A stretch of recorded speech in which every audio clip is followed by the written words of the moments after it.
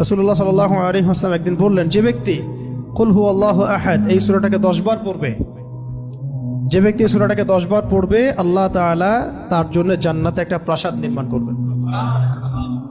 তো এই কথাটা শুনে ওমর রাদিয়াল্লাহু আনহু বললেন, ওমর ইবনুল খাত্তাব তিনি বললেন যে তাহলে তো আমরা অনেক প্রাসাদের অধিকারী হয়ে যাব ইয়া রাসূলুল্লাহ।